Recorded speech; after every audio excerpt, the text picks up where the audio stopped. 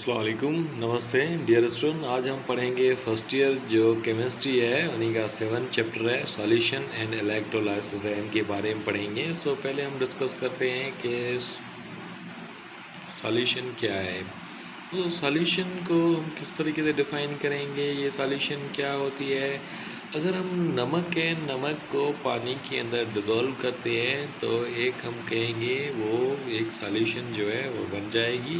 तो सॉल्यूशन को हम यहाँ पे ऐसा भी कह सकते हैं, solution the homogeneous mixture of single phase mixture of 2 और मोर देन 2 कंपोनेंट्स इसका सॉल्यूशन है। सॉल्यूशन एक होमोजीनियस मिक्सचर होता है, या हम ऐसा कहें सिंगल फेज मिक्सचर है जो 2 या 2 से ज़्यादा कंपोनेंट से बनी होती है।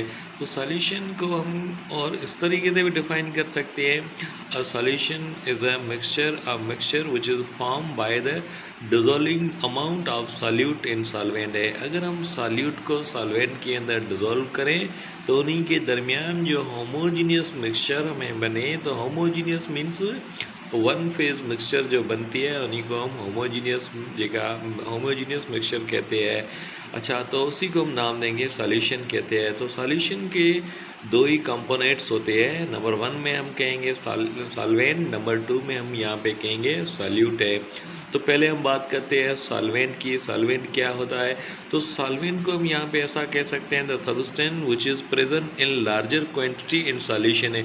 किसी सॉल्यूशन के अंदर जो ज़्यादा अमाउंट के अंदर प्रेजेंट हो तो उसी को हम ज़्यादा क्वांटिटी के अंदर जो प्रेजेंट हो तो उन्हीं को हम नाम देंगे, हम यहाँ पे उनको कहेंगे सॉल्वेंट कहते हैं। सॉल्वेंट जो है हमेशा सॉल्यूट को डिज़ोल्व करता है। उनके बाद हम सॉल्यूट की बात करते हैं, तो सॉल्यूट को हम यहाँ पे कहेंगे ऐसा सब्सटेंस जो किसी सॉल्यूशन के अंदर सिमिलर क्वांटिटी के अंदर प्रेजेंट हो तो उन्हीं को हम कहेंगे सॉल्यूट जो है वो हम कहते हैं।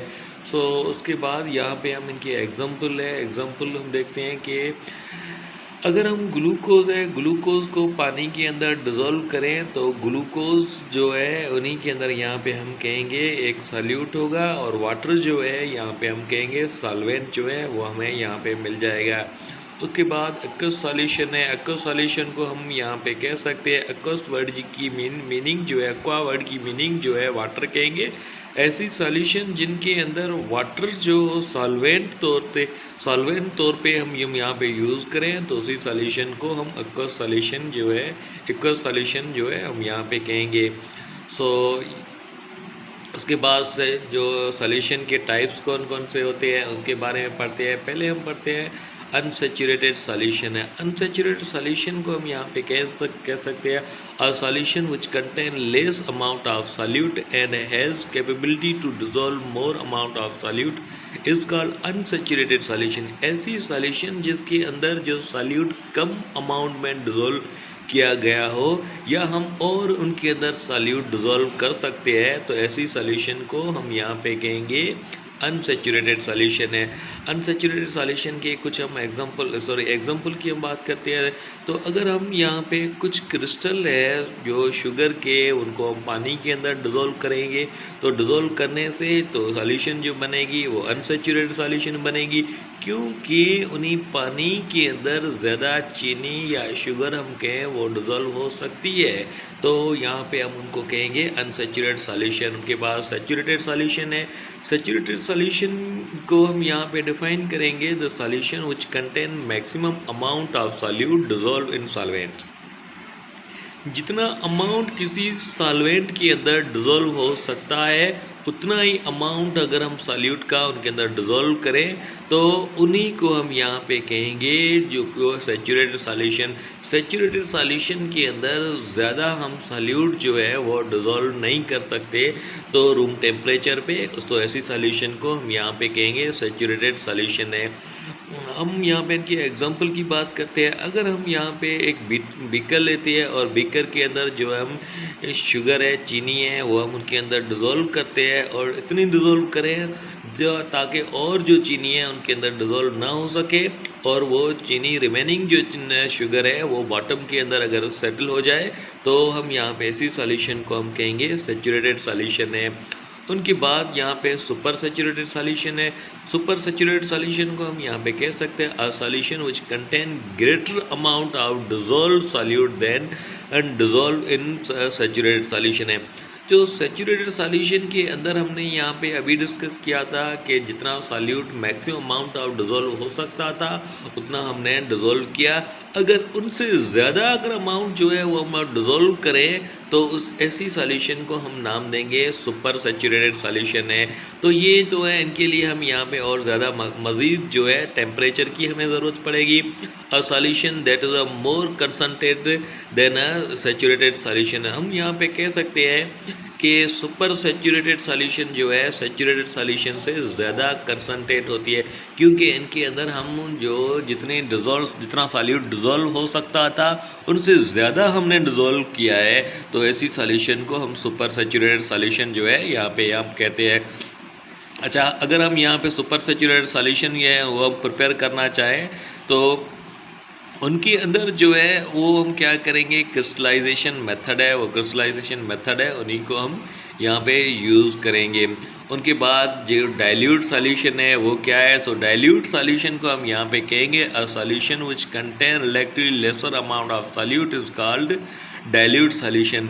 ऐसी सॉल्यूशन जिनके अंदर सॉल्वेंट के अंदर थोड़ा सा हम यहाँ पे कहें लेस अमाउंट ऑफ सॉल्यूट जो है वो डिज़ोल्व किया गया हो तो उसी सॉल्यूशन को हम डाइल्यूट सॉल्यूशन कहेंगे।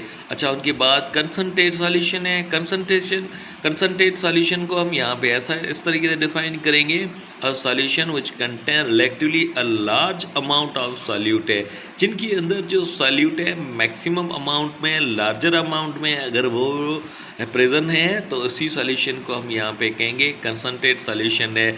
अच्छा, कंसनट्रेट सॉल्यूशन जो है उनको हम यहाँ पे कहेंगे।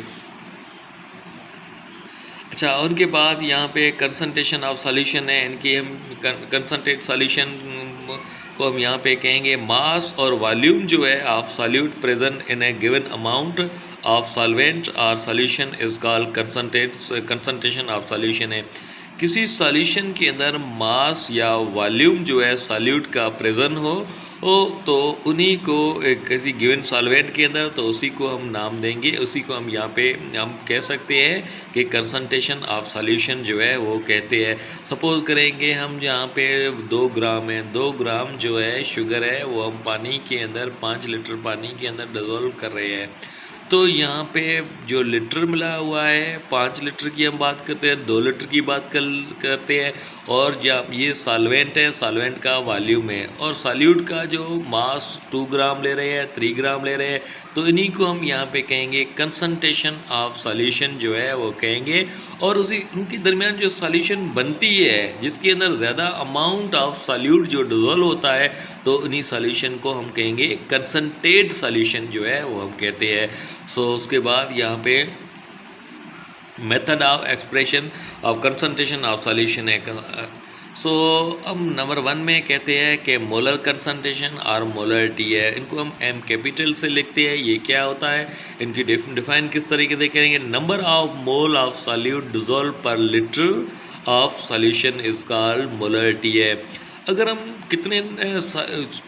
हम कोई सॉल्यूट लेते हैं, उनके कितने मोल हमने लिए हैं वो हम डिज़ोल्व कर रहे हैं, कितने लीटर है या डेसीमीटर सॉल्वेंट के हैं उनके अंदर हम डिज़ोल्व कर रहे हैं, तो उसी को हम कह सकते हैं मोलर कंसंट्रेशन या मोलरिटी कहते हैं।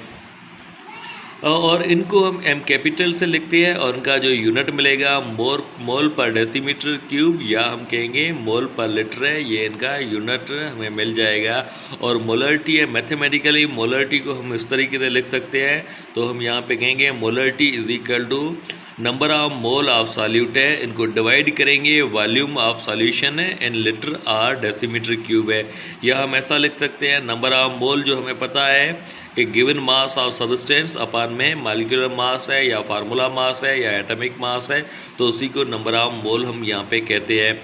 उसके बाद एक जो प्रॉब्लम है, प्रॉब्लम को हम सॉल्व करते हैं, तो हमें यहाँ पे कहा गया है कि हमें मोलरिटी कैलकुलेट करनी है 20 ग्राम ग्लूकोज है, ग्लूकोज C6H12O6 है, इनको डिज़ोल्व किया गया है 0.5 decimetre cube litre of solution है उनके अंदर डिज़ोल्व किया है।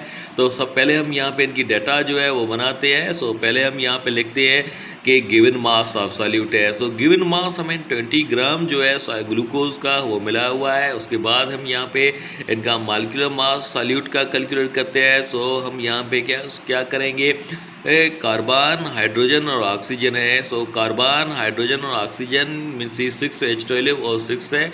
तो इनका मॉलिक्यूलर मास हम कैलकुलेट करेंगे तो 180 ग्राम हमें मिल जाएगा। उसके बाद यहाँ पे हम कहेंगे वॉल्यूम ऑफ सॉल्यूशन है जो हमें डाटा के अंदर मिला हुआ है, इक्वेशन के हम स्टेटमेंट के अंदर मिला हुआ है 0.5 डेसीमीटर क्यूब है वो है।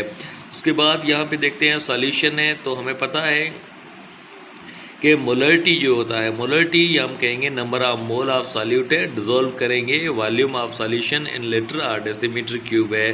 सो इनके अंदर वैल्यू हम पुट करेंगे। सो 20 को डिवाइड करेंगे 180 के साथ है। तो मोलरिटी हमें मिलेगी 0.11 मोल पर डेसीमीटर क्यूब है, ये इनकी मोलरिटी मिल जाएगी। मोलरिटी के बाद हम मोलल कंसंट्रेशन या मोललिटी की हम बात करते हैं। तो मोललिटी को हम यहाँ एम स्मॉलर से लिखते हैं। मोललिटी को हम यहाँ जैसे हमने मोलरिटी के अंदर पढ़ा कितने हमने मोल लिए थे और डिज़ोल्व कर रहे थे कितने लीटर या कितने डेसीमीटर क्यूब के अंदर है। जबकि मोलर कंसंट्रेशन है या मोललिटी जो है यहाँ पे हम कहेंगे number of mole of solute dissolve in 1 kilogram और 1000 ग्राम ऑफ सॉल्वेंट है। तो इनके अंदर number of mole of solute जो हम ले रहे हैं उनको डिज़ोल्व हमें करना है कि 1 किलोग्राम या 1000 ग्राम ऑफ सॉल्वेंट है, इनके अंदर हम डिज़ोल्व करेंगे तो हमें मोललिटी जो है वो मिल जाएगी। मोललिटी को हम मोलल सॉल्यूशन भी हम यहाँ पे कह सकते हैं। उसके बाद इनको जो यूनिट मिलेगा वो मोल पर केजी मिलेगा। और उसके बाद यहाँ पे हम कहेंगे मैथमेटिकल, अगर हम मोललिटी को रिप्रेजेंट करना चाहें तो मोललिटी को हम यहाँ पे इस तरीके से कह सकते हैं, molality is equal to number of mole of solute है, इनको डिज़ोल्व करेंगे 1 kg के साथ है या 1000 ग्राम ऑफ सॉल्वेंट के साथ डिवाइड करेंगे तो मोललिटी हमें मिल जाएगी। सपोज करेंगे हमारे पास यहाँ पे एक एग्जांपल मिला हुआ है 1 molar solution of the glucose है, एक मोलर सॉल्यूशन जो ग्लूकोज की है वो अगर हमें प्रिपेयर करनी है 1 मोल अगर हम यहाँ पे ले रहे हैं ऑफ ग्लूकोज को और उनको डिज़ोल्व कर रहे हैं 1 kg ऑफ सॉल्वेंट है इनके अंदर है। तो मोलरिटी और